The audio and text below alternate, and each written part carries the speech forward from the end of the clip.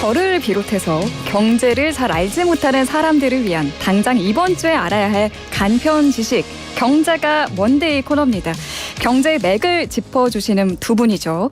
김대종 세종대 경영학부 교수, 송승현 도시화경제 대표 나오셨습니다. 어서 오세요. 네, 안녕하십니까. 네, 오랜만에 뵙습니다. 예, 자주 나오고 잘 지내셨죠? 네, 잘 지내요. 자주 나오고 싶은데. 네. 이 이야기 먼저 해볼까요? 지금 이사회가 열리고 있는 중인 것 같은데 대한항공이 아시아나항공의 인수 작업이 이어지고 있는데 오늘 아시아나항공의 이사회가 열렸다고 해요. 여기서 어떤 것들이 결정되나요? 지금 현재 대한항공하고 아시아나가 이제 합병을 하기로 추진하고 있습니다. 정부가. 네. 지금 현재 아시아나는 부채가 한 12조 원 정도 되고 부채 비율이 1,740%입니다. 그러니까 내가 내 자본금의 17배가 지금 부채라는 겁니다. 그래서 지금 12조 원 정도 됐고 지금 현재 이렇게 아시아나가 부실이 됐을 때 정부의 은행이 산업은행이 투자해 준 금액이 3조 6천억 원입니다.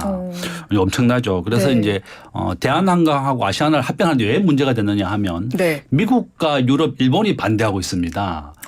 선제적으로 대한항공하고 아시아나가 합병이 되면 너무나 그 대한항공의 시장 지배력이 그럼 한국에서는 막 독점이 되는 거거든요. 거의 90%를 그렇겠죠. 대한항공이 독점하게 되는 겁니다. 네.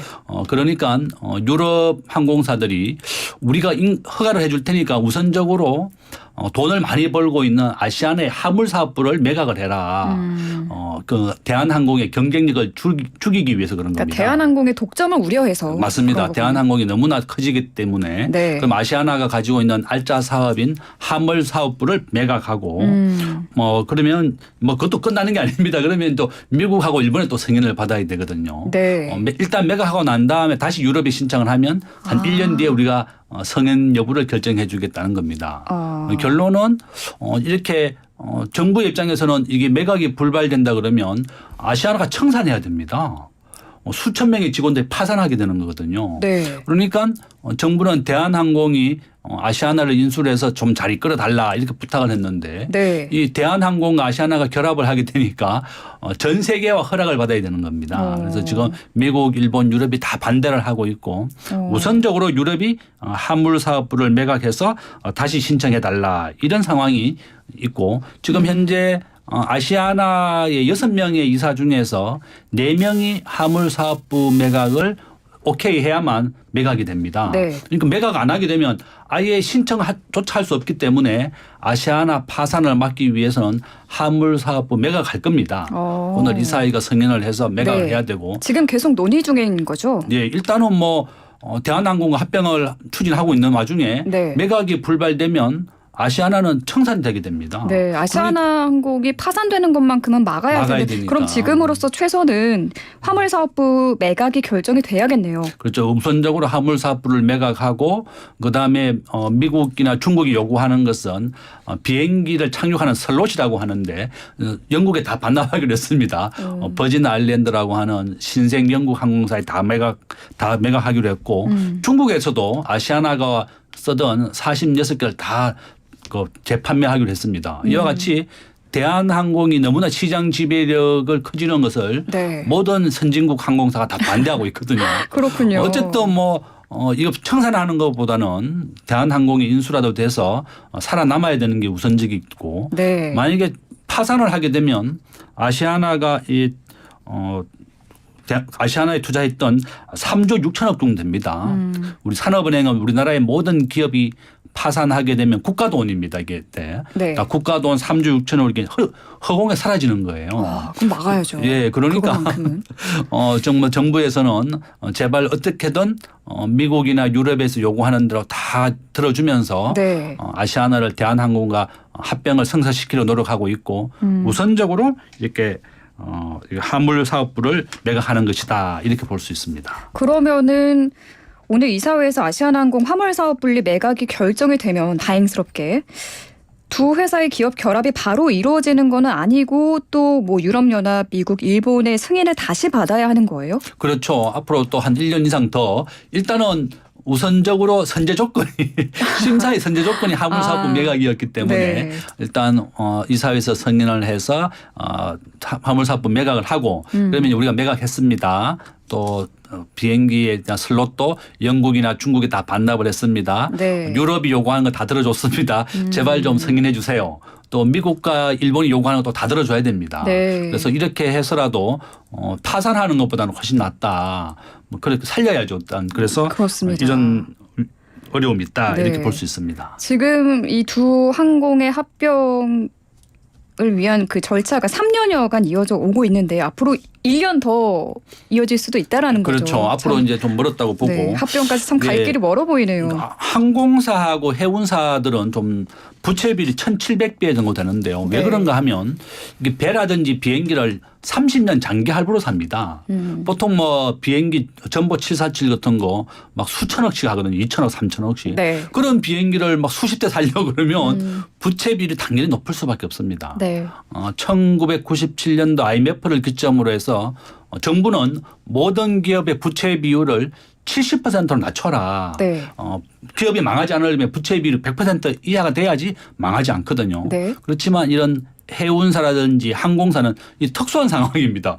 배나 비행기를 내가 현금 주고 못 사거든요. 그럼요. 보통 30년, 50년 주고 대출을 받아서 네. 그 할부로 갖다 보니까 이렇게 항공사나 해운사는 부채 비율이 막 수천 %까지 올라가는 겁니다. 높을 수밖에 없겠어요. 네. 부채 비율이. 이런 특수한 상황을 감안해야 되는데 네. 정부가 수년 전에 한진해운의 부채 비율이 너무 높으니까 이것을 청산학을 매각시켜 버렸거든요. 그때 우리나라가 한국 수출의 99%를 해운에 의존해서 수출하는데 전부 다 외국 항공사가 돈을 버는 겁니다. 그래서 저는 순수하게 이 부채 비율이 높다고 해서 청산을 하거나 매각하거나 그런 것보다는 네. 일단은 우리가 대한항공하고 합병을 해서 우리 대한민국이 해외에 나가는 유일한 방법이 지금 그 비행기밖에 없습니다. 네. 그래서 저는 어쨌든 우리가 유럽이나 미국이 요구하는 조건을 맞춰서라도 네. 합병을 시켜야지 된다. 이렇게 말씀드립니다. 네, 이사회 결과가 나오면 다시 또 전해드리도록 하겠습니다. 지금 이렇게 대한항공의 몸집이 커지는 것을 두려워하며 지금 선진국들이 두 팔을 걷어붙이고 나선 모양새인데 중동 상황도 심상치 않아 보여요. 지금 이스라엘이 지상전 단계에 돌입하면서 이란이 경고를 했거든요. 지금 상황이 어떤가요? 지금 뭐 이스라엘하고 뭐 팔레스타인 뭐 하마스하고 전쟁 2단계 돌입을 했다라고 보는데 이게 그 2단계라는 게 그냥 뭐 실질적으로 보면은 그 전에는 어떤 대규모 공격이나 뭐 로켓 같은 게 들어갔다면 사실 그거보다 조금 더 이제 그 정밀하게 들어가는 거겠죠. 뭐 지상전에 돌입했다라고 보시면 될 것 같은데 지상전이라는 게 왜 네. 그러냐면 지금까지 그 뭐 이제 국제사회가 이스라엘 지상전에 대해서 좀 만류를 하는 이유를 보면은 지금까지 보면 가자 지구에 한 2차례 정도 지상군을 투입을 했을 때 하마스하고 이스라엘 양쪽에다가 큰 비극을 안겨줬었다라는 평가들이 있어요. 보면은 2009년하고 2014년에 이스라엘이 하마스를 공격을 했을 때 가자 지구에 지상군 투입을 했는데 뭐 막상 그 결정적인 타격은 주지는 못하고 서로 간에 어떤 뭐 시설 공격이라든지 또는 뭐 민간인 학살이라든지 뭐 이런 것들이 일어나다 보니까 사실상 이게 뭐 전쟁 관련된 그 범죄 국가라는 오명까지도 가져왔었거든요. 그만큼 그 직접적으로 이런 타격을 주는 게 아니라 그거보다 더 우리가 뭐 군대 갔다 오신 분들은 뭐 소위 이런 표현을 얘기하는데 마지막에 그 포병들이 맨 마지막에 깃발을 꽂는다라고 할 정도로 이게 세밀하게 들어가면 들어갈수록 더 뭐 전쟁이라고 볼 수가 있는 거예요. 그리고 어떤 뭐 암살 같은 게 있다든지 그리고 뭐 레이더라든지 이런 것들의 좀 감시나 감찰이 좀 더 안 되다 보니까 이거는 좀 그 광범위한 그런 사안이라고 볼 수 있을 것 같아요. 그래서 포병들이 깃발을 꽂는다는 건 뭐예요? 저는 그러니까 군대를 안 갔다 와서 모르겠습니다. 전쟁의 끝을 향해서 달려가기 위해서는 결국 지상군들이 투입이 된다라는 거죠. 그러니까 겉에 우리가 보면은 뭐 큰 틀에서 그 어떤 전쟁이 일어나는 것보다도 조금 더 세밀하게 들어가다 보니까 이제 전쟁의 막바지에 들어간다. 그다음에 아까 얘기한 것처럼 1단계가 아니라 2단계. 그러니까 주요 시설물들이나 어떤 그 전략지 뭐 이런 것들을 폭격을 하고 나서 맨 마지막에는 그 사람들 암살을 하러 간다든지 또는 주요 그 어떤 위험한 뭐 이런 사람들 같은 경우도 죽이러 가기 위해서는 단순히 레이더로 그 사람들을 찾아다니는 거 뭐 그런 것들은 이동 경로를 파악하는 거는 좀 한계가 있거든요. 네. 그렇기 때문에 지상군이 들어간다라는 거는 굉장히 좀 뭐 세부적으로 전쟁이 들어가고 2단계가 이제 큰 폭격이 끝나고 나서 정밀도를 올리는 그런 전쟁이 돌입이 됐다라고 볼 수 있을 것 같아요. 그래서 2014년도도 보니까 팔레스타인이 이런 사망 그 지상전 들어가서 사망 들어간 것도 보면은 팔레스타인들이 2,100명 정도가 사망을 했었는데 그때 당시에도 뭐 민간인이 한 1,400명 정도 사망을 했었고요. 또 네. 이스라엘 같은 경우도 72명 정도 사망을 했었는데 그게 이제 민간인들이 그 6명 정도 네. 들었죠. 근데 이제 이 과정 안에서 지상전으로 들어가다 보니까 뭐 이란이라든지 이런 곳에서 경고를 나섰는데 네. 이제 이런 전쟁뿐만 아니라 뭐 저희가 생생 경제를 다루고 있으니까 경제적인 전반적인 걸 보면 우리들이 우려를 했던 것들이 이스라엘이나 뭐 팔레스타인 같은 경우 산유국이 아닌데도 왜 이렇게 많은 사람들이 관심을 좀 갖고 하냐라는 것들이 중동발로 해서 이게 좀 넓어질까 봐 그런 걱정들을 하는 거거든요. 뭐 이란을 비롯해서 다양한 주변 국가들 뭐 중동 산유국 같은 경우도 저희하고는 좀 다르게 굉장히 큰 사안으로 보고 있는 그 전쟁이기 때문에 네. 이런 문제가 생기게 된다라면 뭐 산유국들에서 뭐 전쟁에 적극적으로 또 참여를 하고 그렇게 네. 된다면은 유가의 불안이라든지 그다음에 그 유가나 가격들이 원유들이 또 올라가게 된다라면은 관련된 수출과 또 네. 그 수입을 하는 그런 나라들 입장에서는 굉장히 불안 요인이 될 수 있다. 그래서 이 하마스 이스라엘의 전쟁이 네. 중동까지 넓어지는데 굉장히 우려를 했는데 지상전에 들어간다라는 거는 많은 사람들이 이제 조금 더 그 전쟁의 범위가 커지고 광범위해지면서 네. 이런 원유라든지 뭐 이런 산유국들이 참여하는 그런 전쟁까지도 이어진다면 불안 요인이 커져서 그렇습니다. 경제 전반적으로 어려움을 겪을 수 있다라는 우려가 네. 나올 수밖에 없죠. 네. 지금 지상전이 벌어지면서 더 많은 인명 피해가 할 수 있는 그런 상황인데 더 이상의 무고한 민간인 희생자가 발생하지 않도록 좀 총칼을 내려놓고 평화적인 방법으로 해법을 찾아 나갔으면 하는 바람이고요. 또 저희가 프로그램이 말씀하신 것처럼 생생 플러스다 보니까 경제적인 면 또한 또 보지 않을 수가 없는데 이 중동발 경제적 위기 또 특히 우리나라는 100% 에너지를 수입하는 나라기 때문에 이렇게 중동 전쟁이 확산하게 되면은 에너지 가격이 상승해서 자칫 물가까지도 상승할 수 있는 상황이잖아요. 그래서 좀 더 자세히 관심을 가지고 지켜봐야 할 것 같습니다. 지금 이거 좀 다른 이야기인데 스타링크 인공위성을 띄워서 인터넷을 가능하게 하겠다라고 했거든요. 이거는 어떻게 보고 계세요? 저도 그 뉴스 보고 깜짝 놀랐습니다. 네. 지금 뭐 그 머스크, 스타링크 일론 머스크가 완전 네. 전 세계 전쟁을 지금 최고의 그 영향력을 미치고 있습니다. 그러니까 개인이 예. 이렇게 나라 간 전쟁에 개입을 할 수가 있는지에 대한 어떤 물음표도 스타링크 뜨고요. 같은 경우는 러시아가 우크라이나를 공격할 때 통신 시설부터 다 박살을 냅니다. 통신을 못하게 하고 해야 되는데 지금 네. 현재 하마스 팔레스타인 마찬가지입니다. 네. 가자 지구는 서울 전체 면적의 한 4분의 3 정도 됩니다. 또 팔레스타인 인구는 한 250만 명 정도 되니까 네. 우리나라 인천의 인구 수하고 비슷합니다.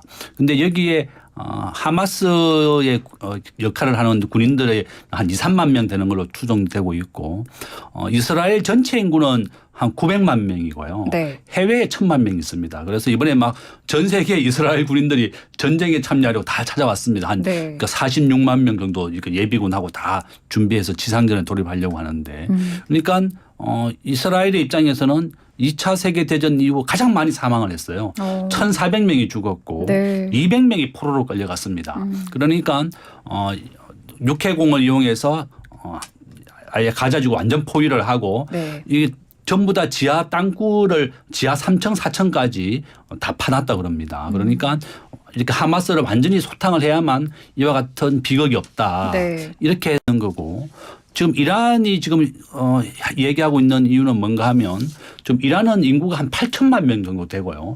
뭐 하마스나 이런 거 비교할 수 없습니다.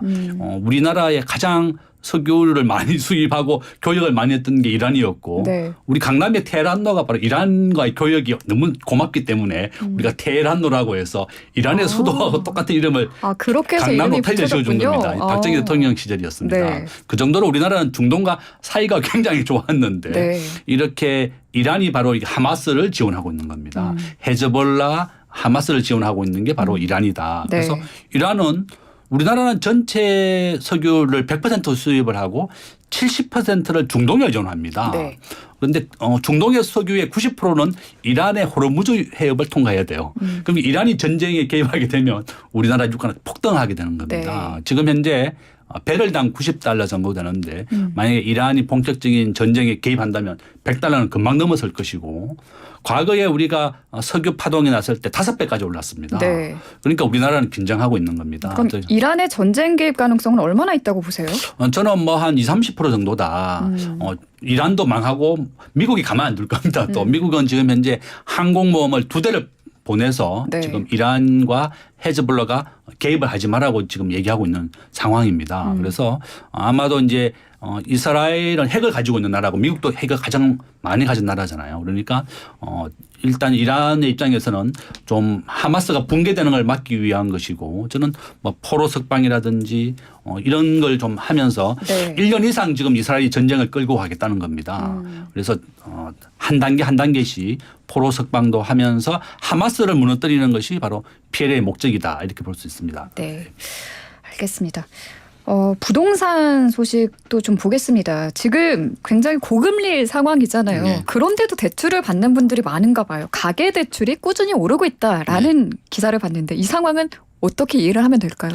가계 대출이 오르고 있다라는 거는 결국 뭐 두 가지 측면으로 볼 수 있는데 수요자 입장에서 봤을 때는 집값이 조금 더 오를 거라든지 아니면은 또 인플레이션들을 좀 방어를 하기 위해서 집을 먼저 미리 그 매입을 하려고 하는 것도 볼 수 있고요. 또 두 번째로는 정책적인 그 방향이라든지 그 흐름 자체가 집을 사게 하는 그런 구조다라고 볼 수 있을 것 같아요. 왜냐하면은 첫 번째 보면은 지금 그 뭐 여러 가지 발표되는 내용들 보면 뭐 국토연구원에서 내놓는 자료라든지 이런 것들도 보면은 그 집을 사겠다라는 심리가 시장에서 많이 반영이 되고 매수자들이 뭐 집을 사겠다라는 그런 뭐 생각들을 좀 확대하고 있는 그런 연구 결과들도 나왔어요. 그 외적으로도 보면은 이제 시장의 그 분양 가격이라고 형성이 되는 그 가격들 자체가 서울을 기준으로 봤을 때는 민간 아파트 같은 경우는 뭐 3.3제곱미터당 뭐 한 3천만 원이 넘는 그런 구조다 보니까 전반적으로 33평 정도 아파트들을 보면은 뭐 한 지금 10억이 넘는 구조예요. 근데 앞으로 이 가격이 멈출 수 있냐라고 보거나 또는 네. 떨어질 수 있겠냐라고 생각을 하면 사람들이 집을 사려고 할 때 좀 천천히 살 수 있겠는데 네. 지금 아까 뭐 그 이란 얘기도 했을 듯이 뭐 그런 과정 안에서 원료라든지 뭐 재료비들이 상승할 수 있다라는 거예요. 그 안에 들어가는 뭐 공사비 같은 경우 네. 뭐 이런 가격들이 오를 수 있는 거고 그리고 최근 들어서 금리에 대한 이슈가 뭐 지금은 동결이라고는 해도 고착화가 되어 있거든요. 그게 이제 가게들만 집을 사는 게 아니라 그런 그 금리 수준을 바탕으로 해서 기업들이라든지 건설하시는 분들도 그 돈을 빌려가지고 건설을 하는 상황이에요. 근데 네. 그런 금융 비용도 굉장히 높아졌다. 그러면은 그런 가격들이 소비자들한테 전가가 되면은 네. 쉽게 그 분양 가격이나 주변 시세 가격이 떨어질 수 없다라는 게 볼 수 있고요. 또 그 외적으로도 보면은 지금 경제에 대한 그 방향 자체가 네. 어떤 규제를 상당 부분 많이 해소를 하잖아요. 그런 그렇죠. 많이 규제, 풀었죠. 예, 규제라는 거는 보통 뭐 거래에 대한 규제도 있고요. 또 세금에 대한 규제도 있고 또 하나로는 금융에 대한 규제들이 있거든요. 네. 근데 규제 지역이 그 강남 3구하고 용산만 빼놓은 상황에서는 네. 금융적인 규제도 예전보다는 상당히 많이 완화가 됐어요. 그러니까 예전보다도 돈을 많은 사람들이나 많은 금액을 빌릴 수 있는 그런 구조가 되다 보니까 네. 정책적인 부분의 방향성이라든지 그다음에 시장의 그 흐름 자체가 많은 사람들이 뭐 이런 금리가 높아졌는데도 또 네. 시장 금리가 올라갔는데도 네. 집을 살려고 하는 것으로 좀 나타나고 있다. 그런 것들이 심리에 대한 그 지표로도 지금 현재 나타나고 있어서 이런 2조 원이 넘었다라는 거는 결국은 많은 사람들이 돈을 빌려서 집을 사고 또 주택 가격이 예전보다 많이 올랐기 때문에 그 가격에 또 비례해 가지고 또 더 많이 그 빌려야겠죠. 금액이 좀 커질 수 있다라고 볼 수 있는 거죠. 이렇게 가계 대출이 꾸준히 늘다 보니 이게 자칫 한국 경제의 새 뇌관이 될 수 있다라는 분석도 나오고 있거든요. 그래서 이제 정부가 대책을 마련하는 모습이에요. 어제 이 대응안으로 스트레스 DSR 제도라는 걸 연내 도입하겠다라는 얘기가 나왔다고 하는데 DSR은 알겠거든요. 스트레스 DSR은 저는 처음 들어요. 이름만 봐도 스트레스가 막 받는 것 같은데 이게 어떤 거예요? 이제 뭐 쉽게 말해서 우리가 LTV라고 하는 것은 집값의 50%를 대출해 주는 걸 말합니다. 네. 보통 우리가 LTV는 70%, 집이 10억이면 7억을 빌려주는 거고 DTI라고 하는 것은 내 소득의 5배를 빌려주는 겁니다. 내가 연봉이 예를 들어서 5천만 원이다. 그러면 네. 2억 5천만 원을 대출해 주는 겁니다. DSR은 더 어렵게 하는 겁니다. 본인의 총 소득에서 총 부채 상환이라 그래서 카드, 자동차, 집 대출 전부 다 포함해서 내가 내 소득을 가지고 이자를 얼마나 갚을 수 있는지 그거를 이제 기준으로 하겠다는 게 바로 이 스트레스 DSR이다. 그러니까 정부가 규제를 더 어렵게 하겠다는 겁니다. 지금 가계부채가 한 700조 원 정도 총 지금 잔고가 한 700조 원 정도입니다. 지금 우리나라에서 매월 2조씩 부채가 늘어나고 있어요. 많은 사람들이 이제 우리나라에서 집을 가진 사람과 안 가진 사람이 5대 5입니다. 집을 못 가진 사람은 이번 기회에 집을 못 살면 계속 못 살 것이다. 이런 두려움을 가지고 있기 때문에 네. 걱정을 하고 있고 최근에 집값이 최고 한 50% 20%까지 내렸다가 지금 반등을 많이 했습니다. 특히 강남은 지금 집값이 최고의 90%까지 도달을 했고 몇몇 지역은 신고점을 돌파하고 있어요. 네. 뭐 지금 압구정동부터 해서 대치동 서울의 아주 핵심 지역은 지금 신고점 오르면서 계속 올라가고 있고 저는 뭐 집 없는 분들은 항상 한 개씩 분양을 받아라고 얘기하거든요. 집이라고 하는 것은 지금 현재 우리나라 전체 가구의 30%가 단독 세대주인데 앞으로 단독 세대주가 40에서 50%까지 증가할 겁니다. 그러니까 앞으로 최소한 10년 이상은 계속 집값이 오른다. 그래서 그런 뭐 이런 뉴스도 보고 네. 집 없는 서민들은 이번 기회에 집을 못 사면 또 못 사겠구나. 맞아요. 이런 이유 때문에 네. 이자가 올라가지만 대출을 받아서 집을 사고 있는 거고. 아까 대표님도 말씀하셨지만 최근 들어서 매수 심리가 살아나고 있다라는 말씀을 주셨는데 지금 안 사면은 영원히 내 집 마련은 어려울 것이다 이런 생각에 막차를 타야지 하는 그런 마음이 들어서 이렇게 고금리 상황에서도 무리하게 대출을 받아서 내 집 마련에 나서는 분들이 좀 많이 있는 것 같아요. 그렇죠. 저도 뭐 지난 한 40년간 집값의 추세를 분석해 봤더니 네. 우리가 IMF 때라든지 2008년도에 한 30%까지 내렸습니다. 이번에 2022년도에도 집값이 최고 50%까지 내렸다가 네. 지금은 서울 지역은 90%까지 회복을 했고 지금 뭐 웬만한 지역들은 80% 이상 다 회복이 됐거든요. 네. 그래서 사람들이 정부에서는 집을 사지 말라고 얘기하지만 네. 집을 살고 있는 이유고 네. 우리나라 가계부채 700조 원 5대 시중은행 가계부채가 한 700조 원 정도 되는데 네. 90%가 다 주택담보대출입니다. 전부 다 집 사는데 대출을 받아가지고 네. 이렇게 하는 것이다. 그리고 정부 입장에서는 또 그렇습니다. 알겠습니다. 이게 집값이 올라도 문제지만 내리면 더 큰 문제가 나는 겁니다. 네, 네. 은행도 부실화된다. 바로 그런 이유 때문에 정부가 이렇게 가계부채도 줄이고 네. 부동산 시장을 안정시키는데 네. 노력을 하고 있다. 이렇게 봅니다. 네, 이렇게 부동산에 직접적인 영향을 미치는 가장 중요한 변수가 또 금리인데 내일부터 이틀 동안 미 FOMC가 열리는데 이번에도 동결 가능성이 크게 보이는데 이건 내일 방송에서 저희가 정리해서 전해드리겠습니다. 오늘 말씀 여기까지 들을게요. 감사합니다. 네, 지금까지 송승현 도시화경제대표 김대중 세종대 경영학부 교수와 함께했습니다.